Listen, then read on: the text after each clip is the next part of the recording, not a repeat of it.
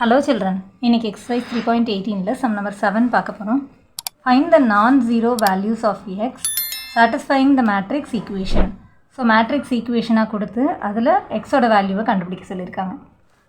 So இப்போ இதை எப்படி சால்வ் பண்ணணும் அப்படின்னு பார்த்தோம்னா x into அப்படின்னு சொல்லி ஒரு 2/2 மேட்ரிக்ஸ் கொடுத்துருக்காங்க ப்ளஸ் 2 into அப்படின்னு சொல்லி இன்னொரு 2/2 மேட்ரிக்ஸ் கொடுத்துட்டு ஈக்குவல் டு 2 into அப்படின்னு சொல்லி ஒரு 2/2 மேட்ரிக்ஸ் கொடுத்துருக்காங்க.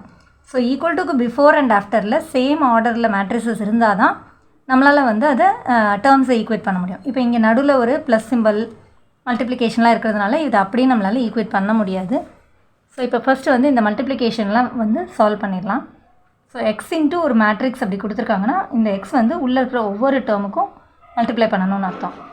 ஸோ இப்போ 2x², இங்கே வந்து 2x, இங்கே வந்து 3x, இங்கே வந்து x into x, x² plus இப்போ இந்த 2வை வச்சு உள்ளே இருக்கிற ஒவ்வொரு டேர்மையும் மல்டிப்ளை பண்ணிடலாம்.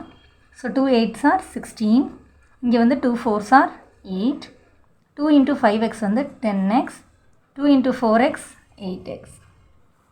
So this is equal to இப்போ இங்கேயும் வந்து இந்த 2வை வந்து இந்த உள்ளே இருக்கிற ஒவ்வொரு டேர்ம் கூட மல்டிப்ளை பண்ணிடலாம்.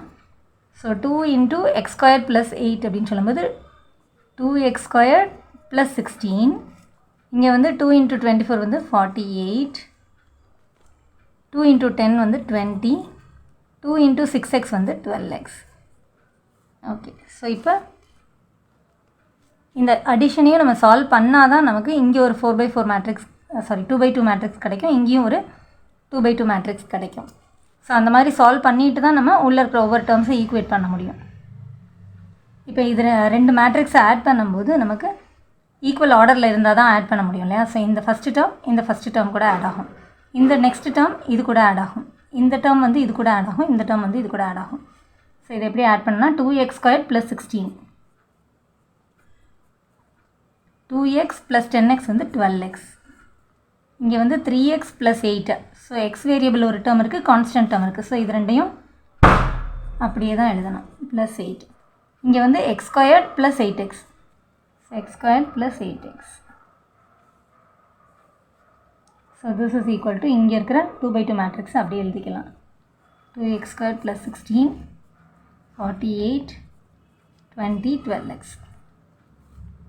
ஸோ இப்போ இங்கேயும் ஒரு 2/2 மேட்ரிக்ஸ் கிடச்சிருக்கு, இங்கேயும் ஒரு 2/2 மேட்ரிக்ஸ் இருக்குது. ஸோ இப்போ இங்கே வந்து இந்த ஃபஸ்ட்டு டேர்மை இது கூட ஈக்குவேட் பண்ண முடியும், இந்த டேர்மை இது கூட ஈக்குவேட் பண்ண முடியும். ஸோ இந்த மாதிரி ஈக்குவேட் பண்ணும்போது நமக்கு நிறையா ஈக்குவேஷன்ஸாக கிடைக்கும். ஸோ அதில் வந்து நமக்கு எந்த ஈக்குவேஷன் தேவையோ அதை வச்சு நம்ம எக்ஸோட வேல்யூ கண்டுபிடிச்சிடலாம். ஸோ இப்போ இதில் பார்க்கும்போது இது ரெண்டும் ஈக்குவல் டேர்ம்ஸ் தான். ஸோ அது ரெண்டையும் ஈக்குவேட் பண்ணாலும் நம்மளுக்கு எக்ஸோட வேல்யூ கிடைக்க போகிறதில்ல. இப்போ இது ரெண்டையும் ஈக்குவேட் பண்ணும்போது இங்கே எக்ஸ் வேரியபிள் இருக்குது, இங்கே வந்து ஒரு கான்ஸ்டன்ட் டேர்ம் இருக்குது. ஸோ இது ரெண்டையும் ஈக்குவேட் பண்ணோன்னா நம்மளால் எக்ஸோட வேல்யூ கண்டுபிடிக்க முடியும்.